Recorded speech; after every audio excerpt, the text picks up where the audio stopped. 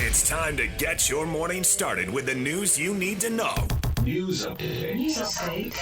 This is what's trending with DJ and PK. Hashtag NFL. Here's the snap, back to pass, blitz coming. Allen steps up in the pocket, 40, 30, down to the 20. Allen looking for the end zone, and he's in for a 40-yard touchdown rip. The beast has been released. 3rd and 3, Chicago 41. Love in the shotgun, takes the snap, fakes the handoff, quick throw and rocket. Got Watson cutting left to the 20, to the 15, to the 10, to the house, for the touchdown. Christian Watson, when 9 equals number 1 receiver. My goodness, that popped for 41 yards. Warren is to the right of Rodgers in the shotgun, gets a snap, back to pass, throws to Warren in the right flat, wide open, scooting down the right sideline, has room, there is nobody there, and he's in for the score. Jalen Warren, a short pass out to the flat, and he goes 38 yards in for the touchdown. At the 5, it's Puka again! On one play, a 31-yard strike, Puka Nacua with a new career high in touchdowns. First and goal from the 5, handoff. Dare trying to dance between the tackles, taking it across the goal line. Touchdown, Houston. 5-yard run. Dare Ogunbowale. The Texans retake the lead on Kansas City at Arrowhead Stadium.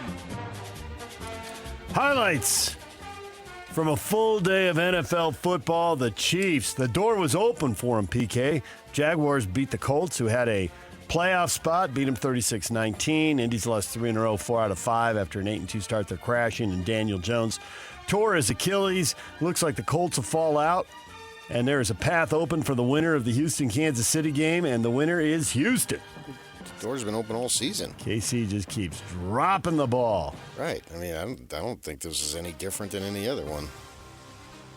All equal the same. The door's been open for 3 months, and they have not gone through it. They've not gone through it, taking their 7th loss. They're just not good enough. It had to come to an end sometime. Yep.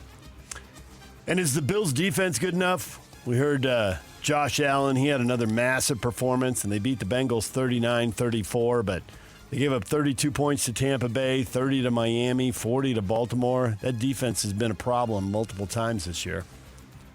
Yeah, I don't remember those games. I thought Joe Burrow was outstanding. I mean, he had one bad pick. The other one was a tip pass that got intercepted. With him in the lineup, he's pretty good. They're pretty good. Much better than they have been, for sure. But, yeah, I mean, I don't know that there's a perfect team out there. If you have one, let me know. I'll put money on it. Rams are 10-3. Now, they just had a hiccup, so they're certainly not perfect, but they annihilated the Cardinals 45-17. Puka Nacua with 2 more touchdown catches, another ton of yards in that game for him, as the Rams have regained their form and are flying again. They are 10-3, as are the Seattle Seahawks. The Rams beat the Seahawks once. They've got to play a second time here. The Seahawks tied at 6 at halftime, a bunch of field goals. And then the former Weber State Wildcat, Rashid Shaheed, takes the third quarter kickoff back for a touchdown, and the route is on. Seahawks pull away and win 37-9 when it was 6-6 at the half. Jordan Love, fourth quarter touchdown drive to snap a 21-all tie. The Green Bay Packers beat the Chicago Bears 28-21 to take over the division lead in the highly competitive NFC North. They're a half game up on Green Bay and a game and a half up on Detroit. Monday Night Football, Eagles and the Chargers. Eagles got off to a great start, but they are 8-4 and have lost back-to-back games to the Cowboys and Bears. Can they fly cross-country and right the ship, or do they take a third straight L? Chargers sitting in a wild card spot in the AFC. DJ and PK. Hashtag BYU. Direct snap to LJ. LJ Martin gets to the 5, the 4, the 3, 2, 1, the end zone! Touchdown! Wildcat LJ Martin took the snap and took it in for 6. Snap back to Dickey. He's in. Touchdown, Red Raiders. completely untouched off the right side. Morton from the shotgun, going to throw it. Right side, it's caught by Aiken. He stays in bounds, heads downfield to the 10, cuts back 5, touchdown Red Raiders. That will do it. Well, PK started out so promising, 14-play touchdown drive, and then it was pretty much all Texas Tech. Ended up 34-7 after 29-7 the first time. Ended up a very similar final score and a similar feeling. Texas Tech is a lot better. And again, BYU really struggled to block those guys. The line of scrimmage, they just kept getting into the backfield so quickly. They turned the ball over 4-0. I mean, Yep. if you're gonna lose that battle 4-0, you're gonna get beat just about by anybody. Yeah, good for Tech. I mean, they purchased a team and they got it, man. I was on the rent-a-car shuttle yesterday morning, and I get on there, and this is a guy, Texas Tech fan, and he's talking to the driver. This guy's probably in his 40s, the fan, and he's just going to town, just like you just accomplished something, right? He's still fired up. He might have still been a little drunk.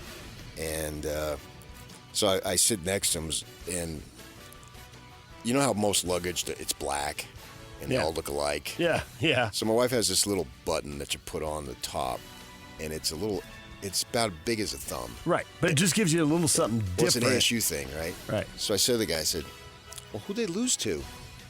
Oh, they lost to Arizona State, but we didn't have we lost to Arizona State, we didn't have a quarterback, and we don't have a quarterback, blah, blah, blah, blah, blah, blah, blah, blah. And he doesn't see what I'm pointing at. And we get off the bus on the sidewalk. I said, I wanted you to look at this. I was just playing with you. Oh, I see. I don't think that's very funny. Dude, you just won the conference title. You're going to be a 4 seed. I know. I mean, he kind of got my face a little. Whoa, dude. Jeez. When I was going in the stadium, I saw a sign that said in the back of a truck, Cody Campbell for president. Nice. Yeah. I mean, there he is on the field holding the trophy. He literally is the most important person in that program. Without him, where would they be? Yeah, there'd be 8 wins. 8-4. Like they knew. Yeah, they 8-4. 4th place in the conference. Yeah. 5th place in the conference. But that's the system, and they got a job done. And BYU, I don't think they're ever going to get in. They weren't. We can get to that. I know we got this thing we got to get through, and then we got the guests. So the whole objective is to finish it. But so much to say. Second team out of the college football playoff. They finished 12th in the final rankings, and now they get Georgia Tech in the Pop-Tarts Bowl because Notre Dame opted out of playing in a bowl game. DJ and PK. Hashtag college football. 2 receivers to the right for the Dogs. Now we bring Cash Jones in motion to the left. Here comes pressure. They blitz. We throw it to Branch. Oh, he cuts back to the left. 10, 5, 1. Touchdown. Touchdown. Zachariah Branch. And Mendoza takes the snap. Wants to throw it. Fires it down the field. It's for Elijah Surratt. He makes the catch. Touchdown. Elijah Surratt, 17-yard pick for a TD. And Indiana's back on top. Now can you get a stop? Morris tossed to the right. They want to throw back. It's Taylor. Wants to take a shot. Fires downfield. It's intercepted. Luke Burkett with the pick. And the Blue Devils, for the first time in 36 years, are champions of the ACC. Duke knocks Virginia out. Beats them in the overtime after blowing it there in the fourth quarter. It's horrible clock management, but whatever. They got the pick. They won the game, so they opened the door for James Madison to get in. How impressed with you with Indiana going head-to-head with Ohio State and a scoreless fourth quarter, 13-10. Somewhere Woody Hayes and Bo Schembechler are nodding. That's the way football ought to be. Big Ten slugfest, grinding it out, old school style. That would be down there. I know where both those guys are. down there. You don't punch a player and go to the top of the heavens. There Come you on. go. Charlie Bauman would be able to testify to that. And it was a great game. I don't see, but for Ohio State, whoop-de-doo. What did it mean? It didn't mean anything. They're the 2 seed. Who cares? Yeah, they weren't even in the conference title game last year, and they won the national title. So, yeah. Bowl matchups are out. Utah's going to play Nebraska in the Vegas Bowl December 31st. Utah State will play Washington State in the famous Idaho Potato Bowl December 22nd. Washington State's already lost their coach to Iowa State. So, see what kind of a performance they're able to turn in. You even care about the bowl games? There's the expanding playoff just completely overshadowing these. And we got multiple teams opting out. Notre Dame, Iowa State, Kansas State. Yeah. I forget players opting out. We got whole teams opting out now. And you think that's bad? I don't know. It's a loss of tradition, and that sucks because it was pretty cool. It wasn't that surprising with Iowa State losing their coach. I mean, Kansas State, the coach is retiring. Maybe the players don't want to play. I don't know. Maybe they knew they were going to lose a lot of players. I mean, it sucks, but it just seems like where everything is going. I got to get to the Jazz. DJ PK. Hashtag Utah Jazz. Run back, communicate. If the coverage is switch. If you are weak side, your job is to help. I try not to nitpick. Our league's hard. Being a young player in our league is especially hard. And so we try to set up some pretty core things that we want to see executed on both sides of the ball. I didn't feel like we got that.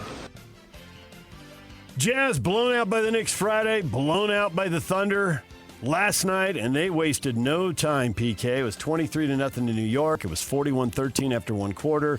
It was 45-20 last night, and there's a video out there somebody took from behind the bench of Will blasting them when it's 10-1. About just bleep and try. He's sick of doing this every night. I was embarrassed for the entire organization, top to bottom. Yeah. They had the smoke going off, whatever it was. That was embarrassing. The clocks weren't working. Players didn't show up. Other than that, it was perfect. It was an embarrassing night. They, as a franchise, and I know we're supposed to cheerlead, but as a franchise, it was an embarrassing night. I don't know that I've ever been more embarrassed for them. And you got Hardy. I'm glad that thing came out. I know. If you're there and you can't even try, I don't care that Clayton scored or Hendricks made a three-pointer. Who gives a flying, as Will Hardy would say? So what? The other team, which half of his team wasn't even there playing? Yeah, no. And that's the best you can do? Yep. And he has to call you out for playing hard, and you're receiving. We're not supposed to talk about the money. No, can't ever mention that. And they're making millions, a lot of them, and that's what they do? That's what they show up for? And it was absolutely nothing. That's what they did. That was a disgrace. Nothing. The whole night, top to bottom, was a disgrace. And I don't take any joy in saying that because I'd much rather have them win. I must have got asked 15 times over the weekend, flying down there on Friday, being down there on Saturday. Are you rooting for BYU today? But hey, PK, you rooting for BYU today? I said, root for them all the time. I mean, I don't have any personal interest. I couldn't care less. But the fact is, it's better when they win. Yeah, and so I want them to win. And now they got Austin there, and I like him as a person. I've known him for over 20 years, his father too, and Jay-Z and these guys. Yeah, I want to see them do well. I don't know Hardy. He didn't know me from the man on the street. He wouldn't have any idea who I am. But I want to see them do well. But if they're not, if that's what they're going to show up for, they're going to get called out on it. Atrocious. Now they get to stew in that until Friday when they play at Memphis. DJ and PK. Hashtag NBA. Lakers beat the Sixers 112-108. LeBron, after that 8-point game that snapped his double-digit scoring streak, went for 29. Luka had 31 and 11. Nuggets keep it rolling. They beat the Hornets 115-106. Jamal Murray had 34 in that game. And Giannis Antetokounmpo expected to miss 4 weeks with his calf strain. That's according to Doc Rivers. So, see you for 2026. DJ and PK. Hashtag college basketball. Utah State, 8-1. They lost their first game, but they bounced back, routing Charlotte 79-53. Mason Falslev with 22 points to lead the way. Weber State, blitzed by St. Thomas, Minnesota, 88-65 on the road. And Utah beat Cal Baptist, 91-85. DJ and PK.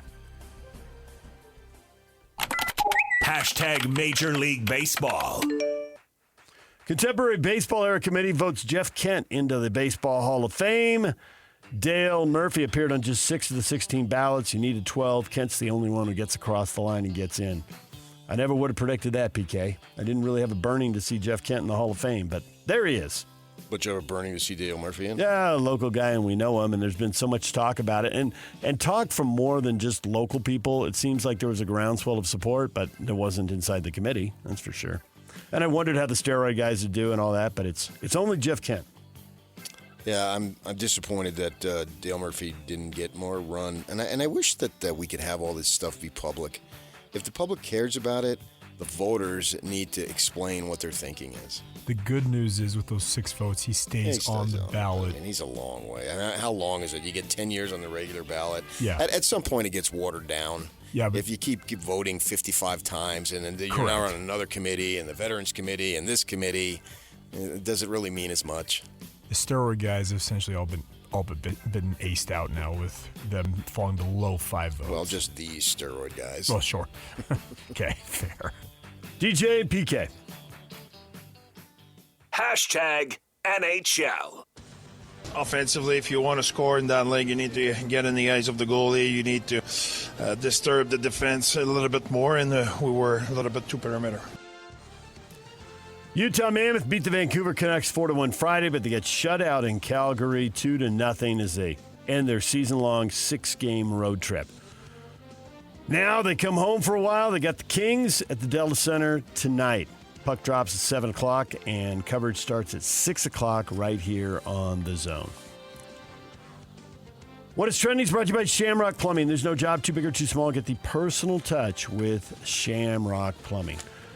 Coming up, Notre Dame opting out of the bowl. Malik Zaire, former Notre Dame quarterback, co-host of the Lucky Lefty podcast, will join us next. Shahan Jayaraja, CBS Sports National College football writer at 8 o'clock. Stay with us.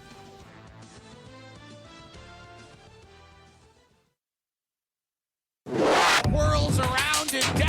97.5, the KSL Sports Zone is your exclusive home of the Utah Jazz. And we want to send you to the Delta Center to see the Jazz in action. Listen every Tuesday for the Jazz Ticket Tuesday Sounder at 30 past the hour, every hour, all day long. And if you're caller number 12, you'll be on your way to an upcoming game. Buy one, you'll get one free. It's Jazz Ticket Tuesday, every Tuesday throughout the NBA season on your radio home for the Utah Jazz. 97.5, the KSL Sports Zone. Join Hans and Scotty Wednesday from noon to 3 at RGS Exteriors, 4235 Farm Road in West Jordan. DJ PK, it's 97.5, the KSL Sports Zone. BYU's getting ready to play Georgia Tech. Notre Dame opted out of the game. PK, we've seen so many traditions take a hit. We've seen rivalries go away. We've seen multiple conferences go away. Bowl games seem like they're next up on the hit parade as this game continues to evolve. Well, Notre Dame's just been hammered on this about boycotting. Take the ball and go home. Yep. This is the worst. You're an embarrassment. You're cowards.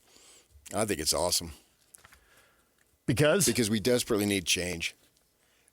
The 4-team playoff would have had far less controversy than the 12-team. We thought the 12-team would be better than the 4, but it's not. It's worse. Well, there's so little separation when you get down there. Those 4, the top 4, if they went and played each other, everybody would be fine. Number 5, tough. Oregon, you lost at home to Indiana, so you get nothing and you like it. Yeah, you really shouldn't have lost at home to the conference champ. Yeah, you haven't beaten anybody. Yeah. Iowa. You didn't get in the final. In A&M, you lost to a 3-loss Texas team. Those teams would have been fine. I think there would have been some controversy, but I get your point about there wouldn't have been 6. Oh, the SEC would have complained they didn't get 2 bids. Well, yeah, but they're going to complain anyway. They really are. They want 7 of the 12 right now. They want 4 of the 4, 12 of the 12. Yeah. I mean, their commissioner said 7 or 8, and so blah, blah, blah. I think that there needs to be some standardized regulations, and this committee has all the power. We've been talking about, you want a commissioner, but they don't want to go the pro sport angle because it's seedy. Well, that horse is out of the barn. It's Secretariat, man. It is sprinted so far. The jockey's looking back. Where is everybody? That's where this thing is now. So now this committee has been empowered. Create some form of regulation. Go to where you need to have wins over the top 10. Not back in August or we think Penn State's going to be really good. I don't care what the rankings were then. When they released the rankings, if you have a win over a top 5 team, you get 10 points. If you have a win over a top 10 team, you get 8 points. And it's never going to be totally fair, and you can find whatever I tell you, whatever you tell me, whatever anybody says, we're going to find potholes in it and can shoot them a mile long. I get all that. But there needs to be some form of regulation. And who's the biggest brand in college football? Notre Dame. Who, and you know this literally, who stood up to the church leaders at BYU and said, we need an indoor practice facility? Lavelle Edwards. Yeah. If the baseball coach would have said it, they would have said, who are you? It wouldn't have gone anywhere. Sit down. No. It took Lavelle's stature and all his success to say, this is where it's gone. Knowing he wouldn't benefit it because he was on the way out. Oh, yeah. But this is where the sport has gone. Right. This is what we need. The days of shoveling snow. Now we don't get as much snow. But back then, believe it or not, there used to be snow and they couldn't practice outdoors. Literally couldn't. So we got to have this. We can't be doing these jogathons in the Smith Field house. So the most credible person stood up on behalf of everybody else. Notre Dame is taking a lot of heat on this, and I think that there needs to be some reform. And maybe this is just a byproduct of them not wanting to go. But to me, this is going to shake it up. And somebody had to do it. And what is it? It's like... It's a buffet. The choice is yours. Well, today, wins matter.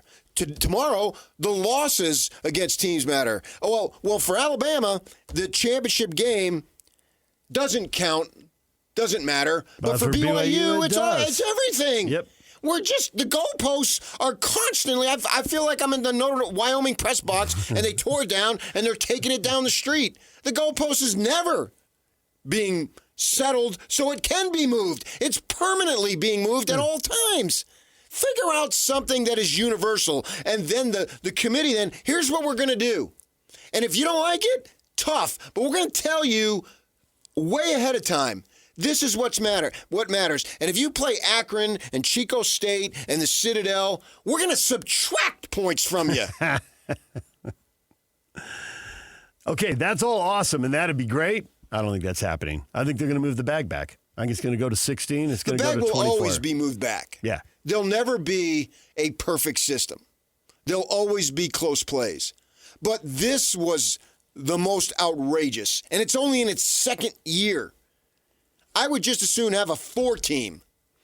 The committee did this to themselves because that first ranking they did when Notre Dame was 10 and Miami was 18, and then basically both teams just annihilate everybody the rest of the season. And somehow Miami moves up 8 spots and Notre Dame moves down 1. I wonder if they get rid of the early rankings. Like, well, this just makes us look bad. Nah. That set the standard, knowing that the early rankings are somewhat meaningless. And it's the final ranking, and we assign a point total toward it. And do away with these conference title games. Have a playoff for the playoff. That would be more dramatic. I could see that happening because I think that's what the Big Ten is already pitching. And I think that the Big Ten now, and they did, one smart thing they did in the midst of all of this, is they decided, hey, let's kick the can down the road a couple months here, and let's decide what it's going to be after we see how this playoff works out and how everything played out. And I think these conference championship games were an absolute mess with these crazy tiebreakers. 5 teams tied for second place in the ACC. Yeah, but that's going to be every year. Such a mess. But the Big Ten said, hey, this is if we had 1 versus 2, 3 versus 6, and 4 versus 5 playing for automatic bids, it would sort a lot of that out. And I think that could carry more weight now. The Big 12 knows it because they had a 4-team tie last year for the top spot. The ACC has a 5-team tie this year. The SEC's had a bunch of messy ties. Yeah, well, it could bite anybody at any without point. Everybody playing everybody. And if I'm your Mark, I told you he was wrong not going after Notre Dame. That's all he did. He did it before the game. Right. He did it last week, and I called it. Listen, just second guessing. Right. I said, stop going after Notre Dame. Notre Dame's not the issue here. Go after Bama and Miami. Yeah. Yeah. And Bama and Miami get in, and Notre Dame's out. Right. So he wasted his time. And BYU, I asked Kalani about it yesterday. Well, the committee has a hard job. Rip them. Go ahead and rip them. Rip. Oh, you don't rip if you don't want to rip the committee because there's individuals on it and Harlan's on there and all that. Rip the system. Big shots in radio and TV. They like to be, oh, look at me. I'll rip the NCAA. We don't hear that as much anymore. But when you rip the NCAA, you aren't ripping anybody.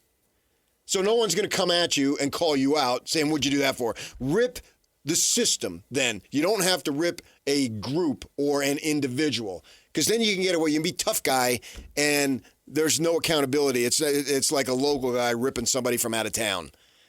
I more respect if you rip the people in town and they actually hear it and then you show up at the next game and see them face to face. They'll actually respect you a whole heck of a lot more if you do that. Believe me. I've seen it as recently as you would say Saturday when an administrator came up to me and said that very thing to me on the field. So I thought BYU underplayed itself, should have gone stronger. This needs to be done. It needs to be. What matters more? For BYU, the losses matter more than the wins. For Alabama, the win against Georgia matters more than the losses. Why? We got two different standards here. You lost to Florida State by 14 points. They went 2-7 in a crappy ACC. Forgiven. Early in the year, we got better. If your market scheduled them Oklahoma State instead of Texas Tech, they would have been 12-0. And they would only had one loss. And there wouldn't have been, wow, they got blown away twice. They lost to Tech 63-14 in combined scores. It's hard to do, but if I'm your mark, try to figure out, give them as cushy a schedule as possible in the league. Don't make the league schedules year to year. Don't have these cycles.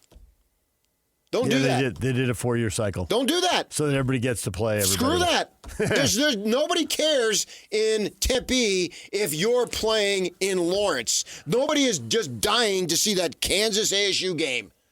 And if they figure out they're good, then BYU, give them Oklahoma State. Give them all the crappy teams next year. That's what A&M got. So stop that. A&M rode the bottom half of the league. Obviously. Yeah. I mean, their record, the conference record was, Barry Tremmel was on Friday saying it was like 1945 or something. Horrible. Or Thursday when he came on. There was a thing that came out of the conversation with Notre Dame yesterday, PK, that beginning next year, they have a provision now going forward in the playoff that if Notre Dame is inside the top 12, they will be contractually guaranteed a spot. Yeah, and also all four leagues are guaranteed a spot, no more of the top 5. So this is the only time we're going to see the two G5s edge out of Power 5. Yeah, but does that change the conversation we're having here? Well, that's a start. Yeah, we need to totally overhaul it. And everybody loves, like I said, everybody loves diversity as long as it's not replacing you. The hardcore lefty will tell you all about it. Yeah, I want more of female refs. Well, I want a female commissioner. Wait a second here. Well, let's get him on with the broadcaster. Okay, your contract is up. I want a black female being the play-by-play person. Wait a second. They don't like that. So it's like, yeah, let's let the group of 5 or 6, whatever the heck they are, let them in. Now I got 2 in? This sucks because they're taking my spot. Fact. Yeah. And I wonder how much that factored into Miami getting leaked in, like we got to have an ACC team. Yeah, of course. I'm sure it did. Yeah. So you have a chance to revamp the system and get it right.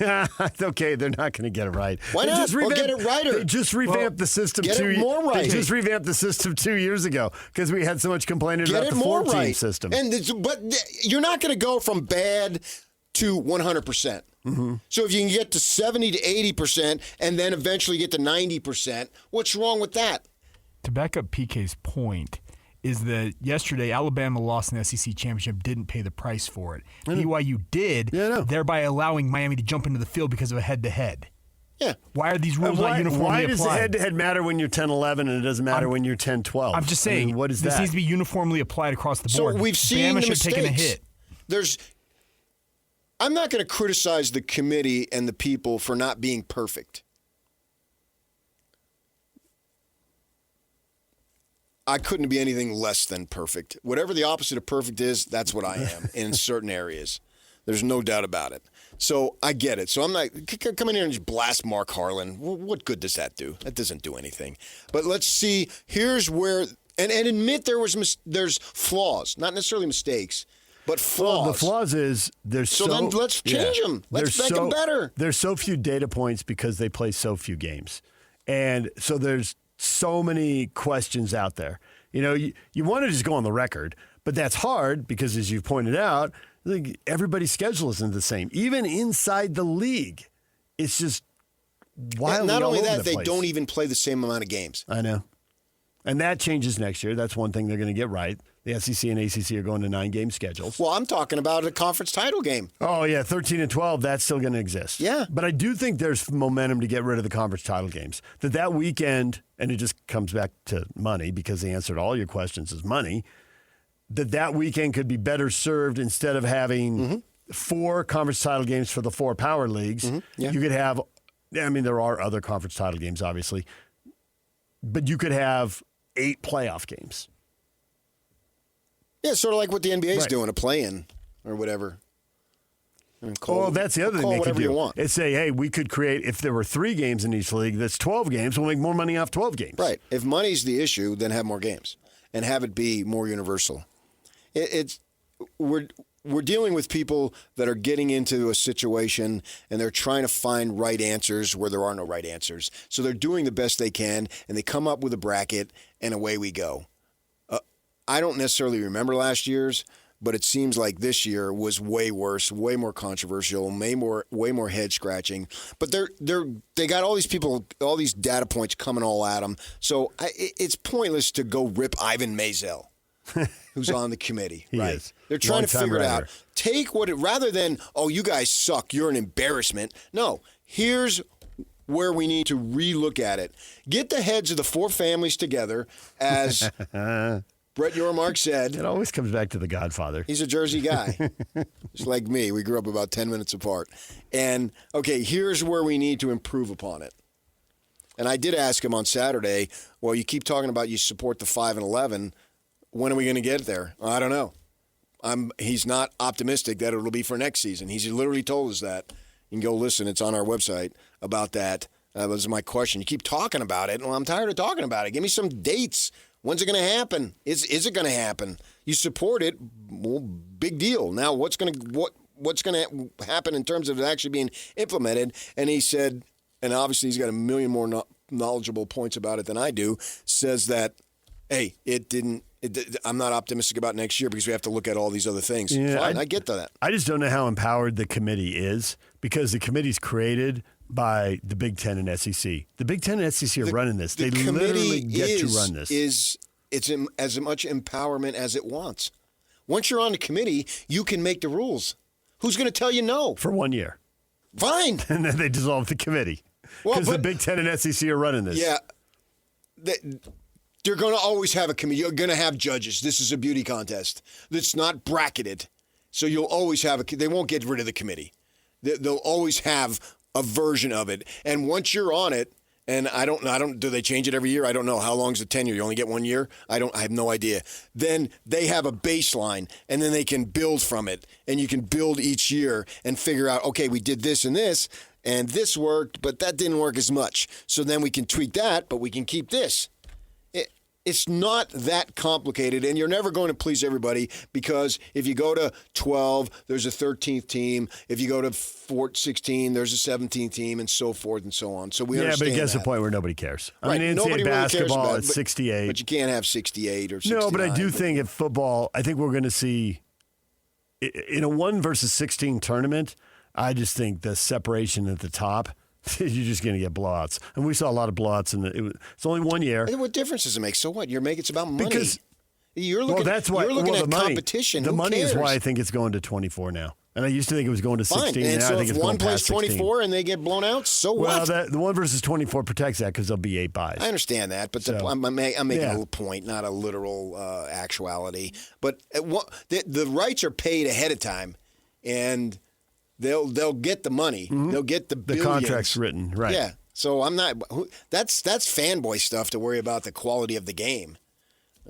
So what? I mean, we'll see it. Nothing against these two teams, but I don't expect James Madison to put up much of a fight. No. And we didn't get the 12 best teams. That's the whole goal. And do away with automatic bids. Do away with everybody's in the same boat.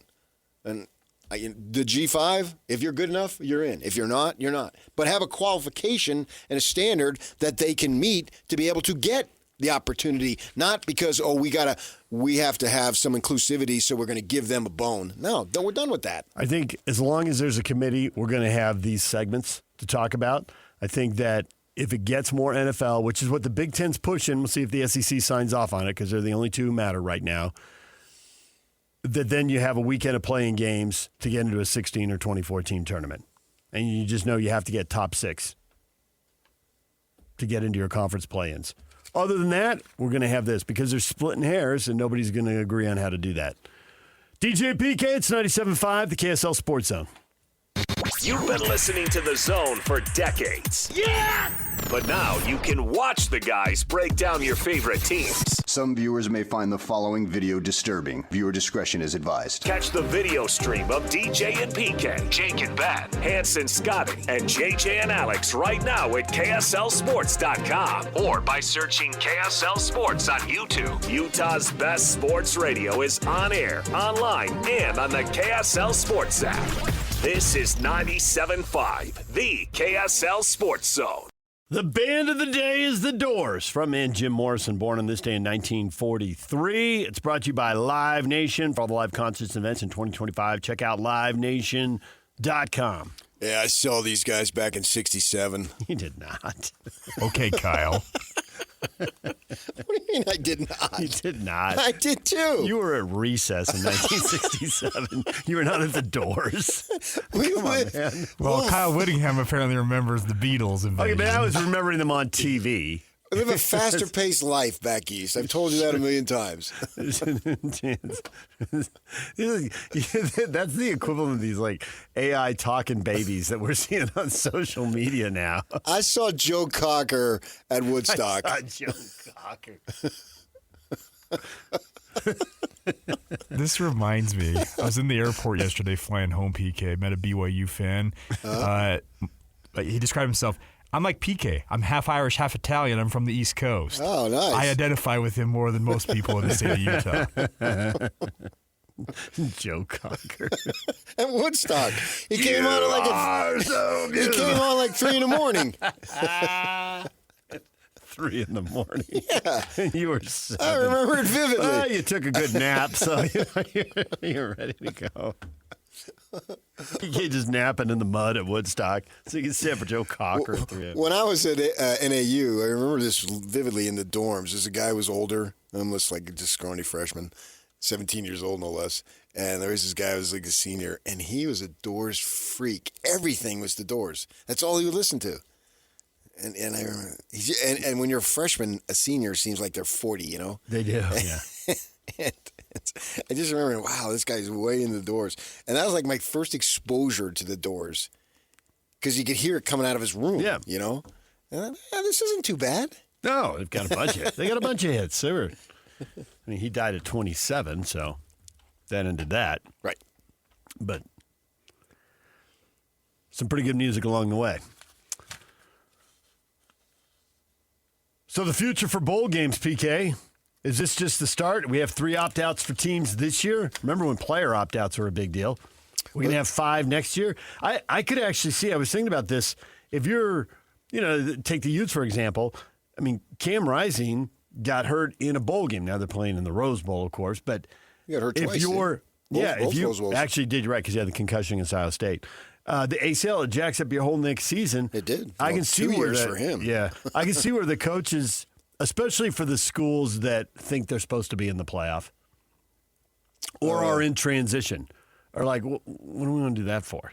And I can see why the players are like, what do we want to do that for? I don't want to get hurt. I may have to go in the portal. This new guy may not like me.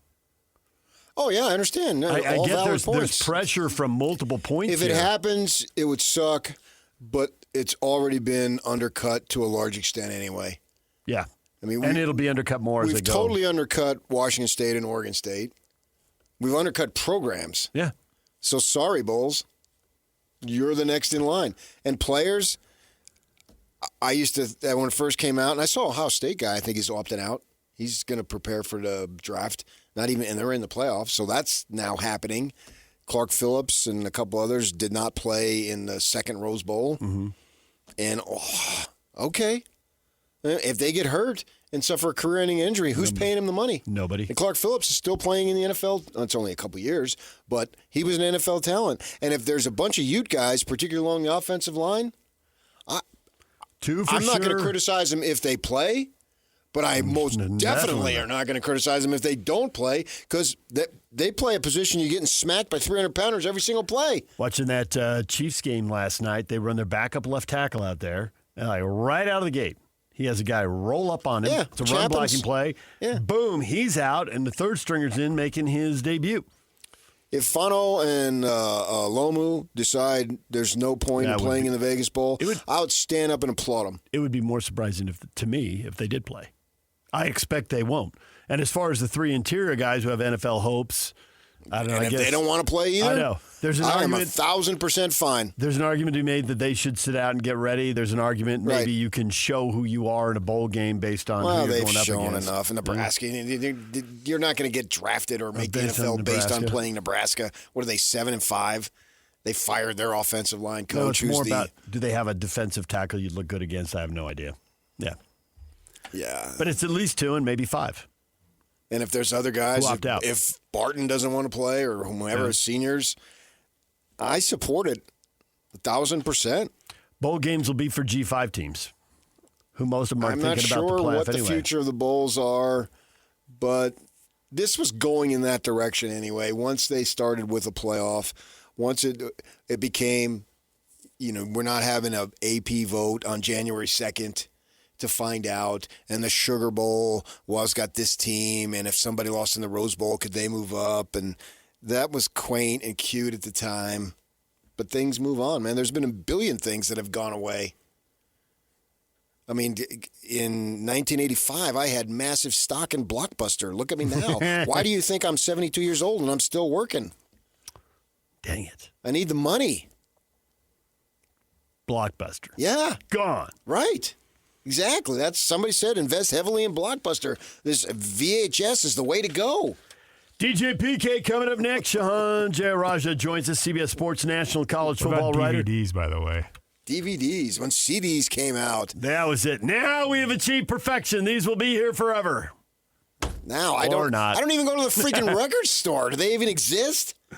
They do, but I think there's like 1 or 2 in every town online. for collectors. I don't buy albums. I can't tell you what song is on what album. When I want to listen to a Chesney song, I have to put in the song because I don't remember what album it is. When I was a kid, I knew the name of the album and I knew where the chronological order was. Oh, it was the 4th song on the second side, and knew to flip over, put the stylus on, go to blow the little fuzz off the stylus. Those were good times, man.